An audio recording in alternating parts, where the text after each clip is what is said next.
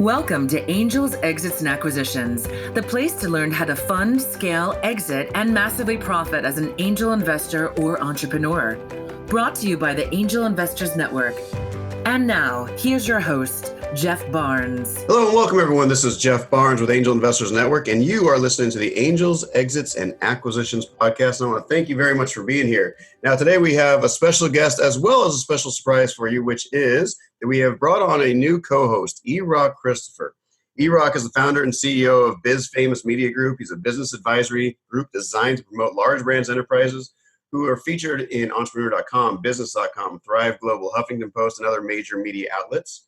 ERock's an accomplished writer, award-winning speaker, business strategist, and investor. And he's described by his peers and clients as innovative, vivid, and quick-witted. So I want to thank you, ERock, for being here. I really appreciate you being here today. Hey, it's my honor and privilege. Excited to help contribute what I can, where I can to the show, and excited to have an illustrious, amazing guest here. And I'll let you just kind of take the lead on it, sir. Again, it's an honor and privilege. Thanks for having me here. Absolutely. Appreciate your time and energy here as well. All right. Now, our special guest today is no other than Mr. James Dentley. And James is a world-renowned professional speaker, trainer, author, entrepreneur, and business strategist to many notable business celebrities.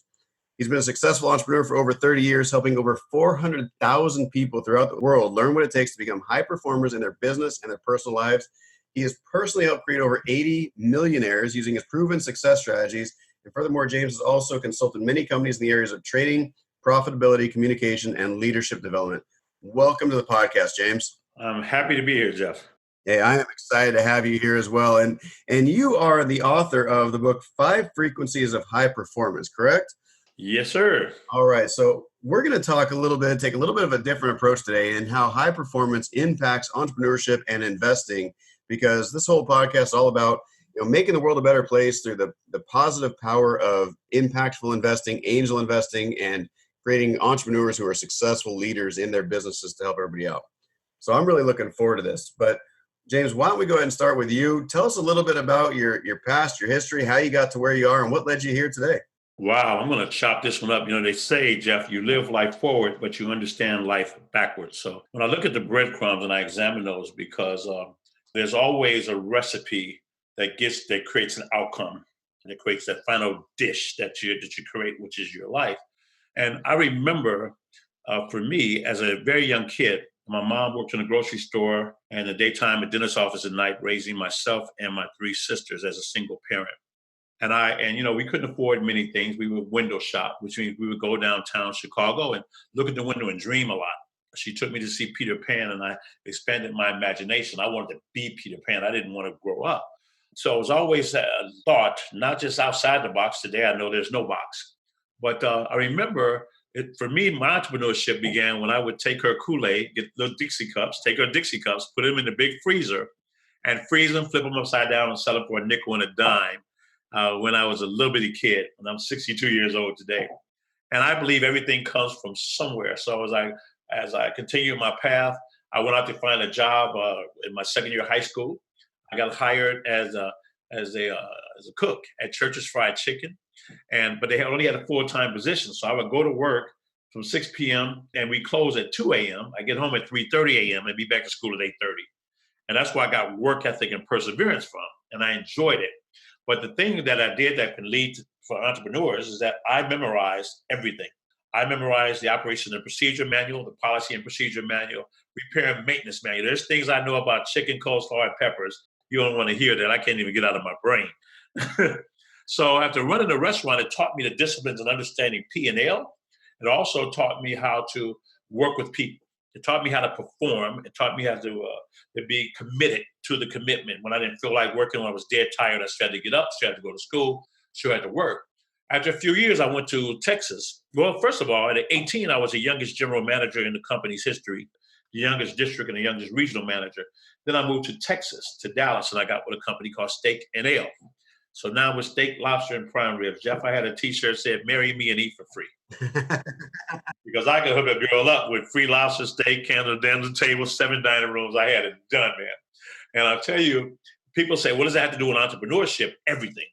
Because as entrepreneurs, a lot of times, especially when you look at the book, The E-Myth, We start businesses, we have this idea of gander, of things you want to create, but we don't have the disciplines and understanding there's a business there as well, that you have to have the structure. You have to understand P&Ls. I could look at a person's P&L statement and tell that their restrooms are dirty because the way you do little things, the way you do everything. So after running these multi-million-dollar restaurants through Dallas, Houston, Midland, Odessa, and Abilene, I learned a lot about people because I would be in cities like I had 150 employees and nobody else looks like me, but I had the most incredible time. So I learned about people, I learned about communication, and learned about myself, which is also extremely important, especially in a culture now where analytics drive the valuation of everything. So I decided to come back home and start my own business. I started nightclubs, then I went to restaurants, I had beauty salons, I had import-export, I had a construction company, contracting company. And every time I owned the business, it owned me. And I made money. I was very successful in the things I touched, but I wasn't happy because I was trading time for money. I was burning it, and I loved it. But then I again go back to Michael Gerber. What happens when you stop loving it and then you're there? And now I own the job. And I was lost because I was seeking the American dream. I thought I was doing all the right things, but I was never home. So I wasn't a dad. I wasn't a husband. And then I moved to Atlanta, Georgia, and somebody tricked me to go to a network marketing meeting. I didn't believe in it, didn't want to hear it, told them no 3 times. I got in this car to go to TGI Fridays and watch the Atlanta Braves beat up on my Chicago Cubs. He kidnaps me in 1994, puts me in a meeting. I was negative throughout the entire meeting, mad because I was there. I just met him 2 weeks earlier, the nerve of him. And there was a 23-year-old kid that did the presentation. I was 34. At the end of it, I say, well, I'm going to try it. He said 3 things that I never forgot. He said a couple of people in that room would take it seriously and money as an issue would be out of their life forever within 2 years. Now, I didn't believe it. Now, was how much does it take for a person to have the audacity to say that? But the one thing I did know, nobody else had ever said it. Nobody said work real hard for 2 years, you never work again, because I would have had that licked a long time ago. He said you could do it part-time, and I'm trying to figure out in my business, I'm working 17 hours a day, so how can I do this part-time and make all this money? But then someone pointed out after I posed the question, we have billionaires in the country, and everybody only has 24 hours a day. Richard Branson doesn't have a 30th hour. So how does that work? So then they had training, and I knew it was something I didn't know. So I got involved just in case it worked, did it part-time. 7 months later, I tripled my income, left my job, helped that company grow from 7 million to 800 million, built a huge team all over the world, and trained audiences up to 20,000 people. And everything was taught internally. And I made about $4.5 million with that company in my stay. I decided to start my own company, which I did. I simultaneously launched a success education company called NBC University, Networking, Business Building, and Coaching. Because I was pretty good at training business owners. I was great at training people, individuals, how to perform and how to communicate with them so I can speak into their listening and get them to respond because they can buy in to the vision, because all I gave them, they're saying, I painted a picture and put themselves in their picture. I showed them how to create their own movie of their mind and their life, and taught them that they can tell the future if they're going to write it. And it would work, but we started a network marketing company. I was a CEO. I had a success education company. I would train speakers as well for 20 plus years. And it was great, but then I was unhappy. I'm back working 80 hours a week trying to be the CEO. And I'm not making any money because I had to put it back in. And I said, wait a minute, what is this? And then it hit me. Reality came because my stepdad got cancer and he passed away. Then my dad was diagnosed with cancer. Right. My first wife at 44 had cancer. She passed away. My mom had to have surgery, 2 of them. And I realized at that point, I didn't have to work a job, but I needed to be a dad, needed to be a son, and really got my perspective, my life back into perspective. And I began to come back home and write programs to teach people how to create success, how to be a leader, how to overcome self-defeating behaviors, it's amazing, Jeff, that nobody even understood the definition of time, let alone not know what time means, or time management, but we all know it's important. So I would teach these things and just start building platforms. Today, fast forward, I've actually written 4 books, but today we have a contracting company, we have a real estate investing company that we own and operate. I train speakers and business owners. I create events for the business accelerator events to help business owners to thrive, to create that. We're heavily invested in nonprofits, and I believe every company should attach themselves to a worthy cause, a worthy ideal that's truly authentic. And I'm sure I do stuff. Oh, and I still do part-time with MLM and make a 7-figure residual for the last 6 years in a row. And that's the foundation of it. Helps me soar. We still invest. We do other things. And we have some lofty goals, but we're taking a lot of people with us. Man, I love that. I love that. That's quite the journey there, James. I mean, it's unfortunate you had all those setbacks, and I wouldn't even call them setbacks, but just personal challenges you had to overcome, because a lot of people just throw in the towel at that point and give up. But kudos to you for continuing going and figuring it out. So well done. Oh my God! Look, you didn't even know the half of it. Yeah, that was the Cliff Notes version, right? That's it. Reader's Digest. You said something at the very beginning of that, which is the recipe creates the outcome. And I love that. So I'm a Star Trek fan, right? And I love Star Trek. I grew up watching that stuff. And now they have the new series out called Picard. And there's a scene, and I'm not going to ruin it for anybody who hasn't watched it, who wants to watch it. There's a scene in there where this guy replicates all these ingredients to make chocolate chip cookies. Yeah. And then he puts them all together and he makes the recipe and he makes chocolate chip cookies in an actual oven. And the girl he's with looks at him like he's crazy. Like, well, why didn't you just replicate the chocolate chip cookies and make it that way? And that's immediately what came to my mind when he said the recipe creates the outcome, right? Yeah. Because a lot of people, especially in business or even in investing and all this, they want to go straight to the end, right? They want to go straight to the success. They just want the chocolate chip cookie. Yeah. But it's all the ingredients of the recipe that create that outcome, that create that success. And obviously it took you a little while to figure it out. Like you said, you're going into a meeting, listening to a 23-year-old guy talk about this stuff. And while you were already older than him, but you decided to put the work in. And so fast forward to today, right? You're helping all these successful people. You're looking at them. You're talking to them about building a successful business. Maybe you're investing in them.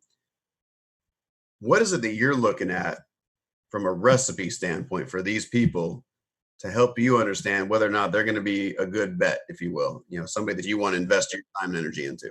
Yeah. Well, just like with you with your incredible angel investing company and your platform, you understand tendencies, the way you do little things, the way you do everything, the same way they look at credit scores. So you can find out what a person's habits are. And the habits are linked back to the paradigm. And the paradigm, some of it's genetic and some of that is experience. What you live, you learn. What you learn, you practice. And what you practice, you become. So it's really, first of all, do you have clarity of message? Clarity is such a big thing, Jeff, because everybody wants a better life. Everybody does, but they don't have clarity on it. So sometimes we don't really have total belief. And the thinker thinks and the prover proves. So what does a prover prove? Well, whatever the thinker thinks. So if you have doubt, 1% doubt, you're out. You have to have a vision, and you have to lock into it, even if there's no understanding on how you're going to get there. I always talk about the story of little Johnny, who's in third grade, and he's in art class. He's drawing a picture, Jeff, and the teacher just over his shoulder says, "Johnny, what are you drawing?" And Johnny says, "Well, I'm drawing a picture of God." The teacher smiles. She says, "Johnny, nobody knows what God looks like." And Johnny says, "They will in a minute." Right. You got to have a vision. And when you have the clarity of mind, then you have to understand that, you have to go on a journey. Every single day, there's tens of thousands of people that are fed up at their cubicle, fed up in their profession, fed up in coming out of school, fed up because they can't find their path. And they go on this journey to saint entrepreneur. And many people never even get out the parking lot. They make an excuse. Some get to the bottom of the mountain and they argue and fuss and think they're unprepared and say, what is this, what is that? And they don't start. Some go up the mountain, and when the first avalanche comes, which is doubt, hurt, fear, worry, things that will happen, that need to happen to make you better, for you to win.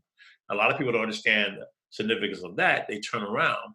Very few keep going, but then some people just keep going. And I never met a winner that didn't expect to win. They just persevere. It's like you see a kid and he's on the school track team. You look out your window, the kid's running. And every day he's running. You hear the kid sprain his ankle, but soon enough, you see he's out there hobbling around, still on the thing, running. It's raining as he's running. It's snowing, he's running. Then you would say, wow, this kid has the chance to be a really great track star, because he has immersed himself. He's created a ritual for himself. He's created a habit. And it's so instinctive. When you trust your instincts, you operate at a higher level, and then your instincts trust you, and then you start operating at an optimum level, which opens up possibility for you to take you to a level that you can't even understand, that's waiting for you, that you have to grow into. I love that. I love that. There's a quote that I resonate with, which is, luck comes at the intersection of opportunity and preparation. right? Yeah. And most people just look at it as good fortune or good luck, but most people also don't realize that there's opportunity all around us all the time, every single day. And what you were just talking about is the preparation piece, right? Hmm. Most people don't spend the time, Lincoln's or Washington, I can never remember which one, that spend the time sharpening the axe, right? Amen. They spend the majority of their time looking for the opportunity, not realizing they're coming all the time, but they're just not ready for it. Yeah. And what is it, you actually obviously had to go through a lot of this stuff yourself. I'm sure you learned the hard way just like everybody else, but Hmm. you probably got to learn from other people's successes and failures as well. Oh, yeah. So how do you help other people kind of see that when maybe they don't already have that, the entrepreneur who says, I'm just going to go, I'm just going to go, I'm just going to go. I got my vision. And they're trying to make this vision happen, but maybe you're looking at it and go, well, maybe you're not ready for that yet. Maybe that's not, And I want to just add to that, like going back to the recipe reference, because I love that question, Jeff, is what do you think is an expansion of what Jeff just asked is what's like kind of like a key ingredient that you think is missing for most of these executives today in kind of alignment with Jeff just asking? Well, there's two questions. Okay, so we're gonna go. The main thing, what you just said, Arad, is that communication is everything. Because we live in an era where, with Me Too, and we live in an era where we have millennials, we live in an area where people are being politically correct, and then we have to be even more correct on top of the correctness. The way things have been done is a shift. And we're seeing a lot of people in very powerful situations that used to be able to say certain things, do certain things, or create a certain culture, but it wasn't a buy-in situation. It was this is how we do it. It was dictated in the funnel down. Before the 1 Minute Manager book, managers would scream at their employees for the most part. And then they just hollered at their employees. So everybody was treated like dogs. And you get used to it. You get used to anything, any environment, you'll get used to. So I want to kind of weave in two different things that you said. First of all, when a person, I mean, everybody wants a better life. Everybody wants a good life for the family. We pretty much want to, whether I was in Midland, Odessa, or if I'm in Egypt, or if I was in Spain, or no matter where, Chicago, New York, we all want the best life we can get. And we want to make sure our children are safe, that we have love, acceptance, but that we find purpose. Yes, sir. And a lot of times people don't believe in themselves, and that's a whole nother question. But as a race car driver, I met a lady who's she used to train professional car drivers. This is what she said. She said, before I teach all my race car drivers want to win. She said, but before I would teach you how to win, I must teach you how to finish. Now, finishing means endurance. Finishing means understanding that when you're going around this track, that race car track, that car and your life is going at 220, 240 miles an hour around a curve, and you are going to lose control. Jim Rohn said it's not the blowing of the wind, it's the set of the sail, because the wind blows when it's off. So you're going to lose control of the car. The key is that don't focus on the wall. Don't focus on the pole. Don't focus on what you don't want that's in front of you, that hard shows in front of you. You always turn your head where you want the car to go. So the key is, what do you look at? How strong is your vision? And you change your life by the people that you spend time around and the books you read. Now, you can listen to audiobooks. We happen to have YouTube out here. But when you're reading, you're invoking different parts of your nervous system into this process. You're learning in a lot of different ways, because you got to get your mind to respond, but then you need to get your body to respond alongside of that. Because sometimes, a person can get out of depression by shifting the way they hold their body. So the body speaks and the mind speaks. So first of all, understanding that the adversities that you have, they're normal, but they are there to serve you and build you. When I was diagnosed a few years ago with cancer, it was pretty serious. And I've been cancer-free now for 2 years without chemo or without surgery. man, I love that. Congratulations. Thank you so much, man. Thank you. Well, I'm so thankful. It was really a gift, because during that journey, I realized that, you meet people. If somebody said they have cancer, before I could pray with them, but I don't know. Now I can say I know how you feel. When I was on hormones and I would get these hot flashes, I would sit on the couch, on my mother's couch, next to my 3 sisters, and we fan each other. We just fan real hard. Everybody needs to fan, but it creates that empathy. It creates a different way. And when you change the way you look at things, the things you look at will change for you. So that was a gift for me. But through the cancer, because of what I had been through previously, I never stop. I never give up. When I'm dog tired, I lay my head in the pillow and still do a conference call and don't make excuses for it. even though, I mean, I can take a rest if I want to, but I never let my family see me slow down. I never let them see me stop going. And through that, being just natural, be doing what came natural to me, the respect my family and people around me had was a different level. Now, that gave other people permission to grow through their stuff, because we all going to have stuff. But if I got the sail and I got the oar and I got a good GPS and clarity of mind of where I want to go, and I keep investing in mentors such as you gentlemen, because we all help each other grow. As iron sharpens iron, men sharpen each other. As we continue to grow and go, then you keep going and you keep giving. And next thing you know, you get to the point where you get this quiet intensity where the power sits there and there is no pretense, there is no ego. You greet each day with love in your heart. You sharpen your axe. So when you sharpen the axe, the tree's going to fall a lot quicker. And that's what Stephen Covey said. If I had 6 hours to chop down a tree, I spent 4 sharpening that axe. So you prepare, but you never feel like you got it all. Because life and in business especially is like walking up an escalator that's coming down. The moment you stop walking, you lose the ground, baby, because they're thinking of some stuff right now while we're talking. Isn't that the truth? So I want to, you said vision is absolutely important, vital to the success of the entrepreneur, of the business itself. And we talk about this when we're coaching our entrepreneurs on how to go out there and raise capital and whatnot. We talk about their vision. Mm-hmm. And most of them, they're clear about their vision. In their mind, makes perfect sense. Yeah. However, they have to communicate that vision. That's right. Now, are there any tools or strategy or the things you help people with when they're like, okay, yeah, I know exactly where I'm going, right? I mean, I think back to, say, Steve Jobs when he's creating Apple, back in the 80s and, late 70s. And no one has a clue that this stuff could even exist. Personal computing, having all the stuff at your fingertips, even an option or a possibility.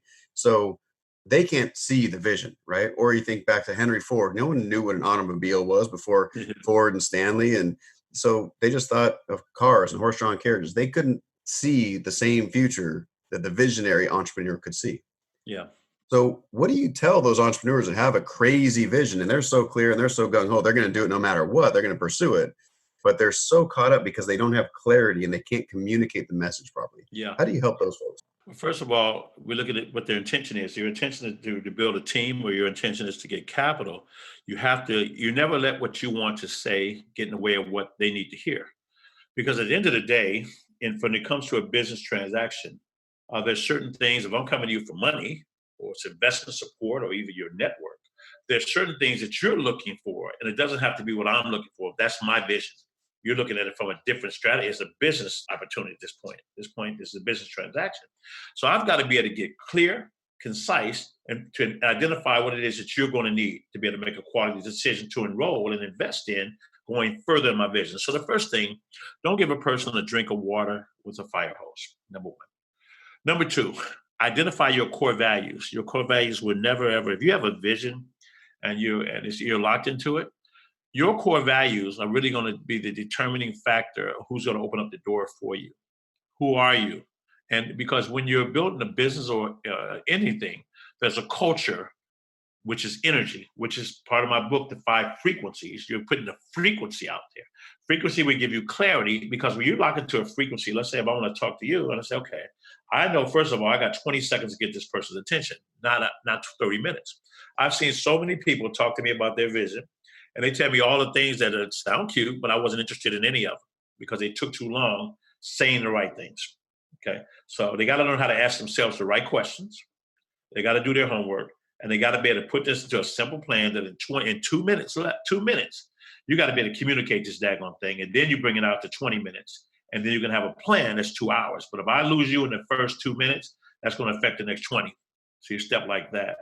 Okay. The other thing is to realize that you can do it. There's a way to do it. So you have to learn to ask yourself the right questions. I talked about the recipe. We mentioned this earlier. Success is like being able to create a great cake. Once you know how to create the cake, you can bake it in any kitchen. So seek help. Don't try to figure it out all by yourself. There's a lot of resources you can get online. There's a lot of people out there that have already done it. For example, a good friend of mine, he sold his company for about $360 million. He said, James, 10, 12 million, that's easy. You want to get to 100 million. Let me come show you how to do it. So I love what you stand for. I'll teach you because it's a different mindset. You set it up totally different. Well, and I had this crazy goal of, hey, it's not crazy, but I just said that for the folks who've done it already. They create a multi-billion-dollar company, okay? And how I want to do it and have clarity, and we're going to get it done. But, how do you eat an elephant one bite at a time? So you start at the end, you say, okay, how do I break this down? So it's really about learning how to create the right plan and to speak into the listening. Because if you were at my talk that I did at this city summit, I talked about personality types. I talked about voice inflection, but then there's a listening part of that that fits perfectly in that puzzle. So you're listening, that person will tell you what has to be said next, but you got to know what they want to enroll them into what you want to do. So what's going to be the plan? If you're stuck, then ask the right questions.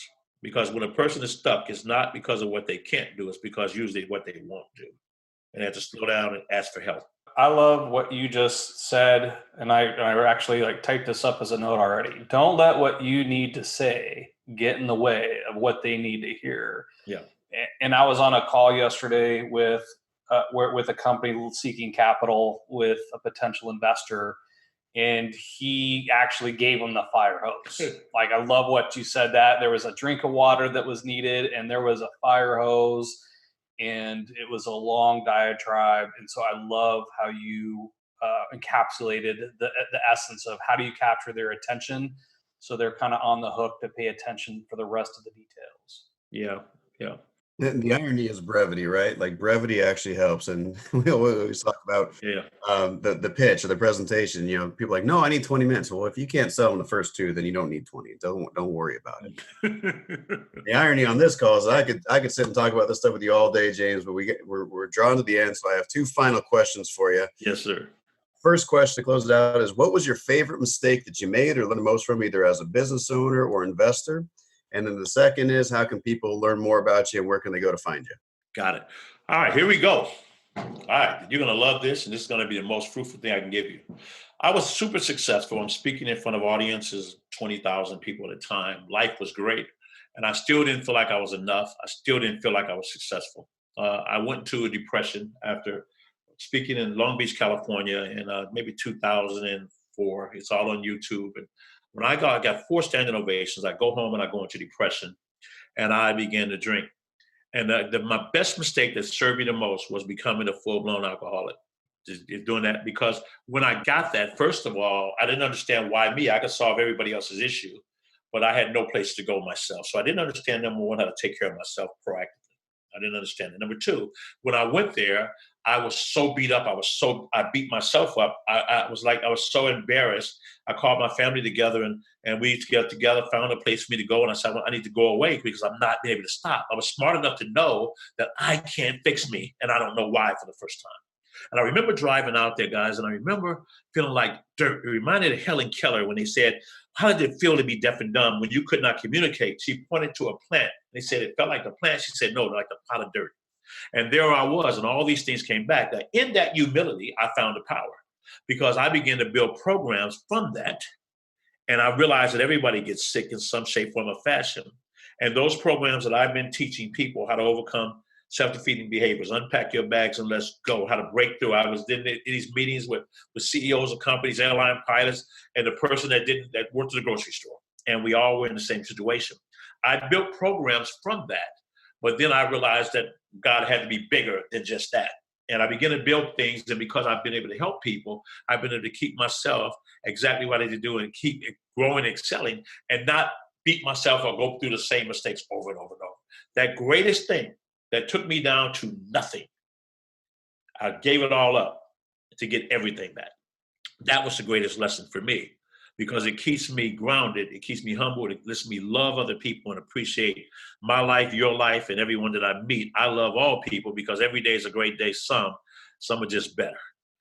People can contact me by going to, I have a radio show today, 3:00 Eastern Standard, The James Dentley Show. So they can reach me at JD@thejamesdentleyshow.com. JD@thejamesdentleyshow.com. They can reach me there or through James Dentley at NBCUniversity.com. And we have a business accelerator. So if you come by Chicago and you want to see what some of my very successful people like the Jeff Hoffmans in the world and Isaiah Thomas's, the Ray Lewis's, and come there and learn from these people. Frank Stankiewicz from Make-A-Wish. Simply go to businessaccelerator2020.com. businessaccelerator2020.com. We're going to be giving away a new Mercedes in our next event in June. So pretty excited about that. Yeah. Nice. Wonderful. Well, James, I really appreciate it. And that was a great story. I just love hearing that stuff. Like I said, I could talk with you all day about stuff like this. Just absolutely love it. I know our listeners appreciate it too. I just want to, again, show sincere gratitude. Thank you very much for being here, taking time out of your busy schedule. I really do appreciate it.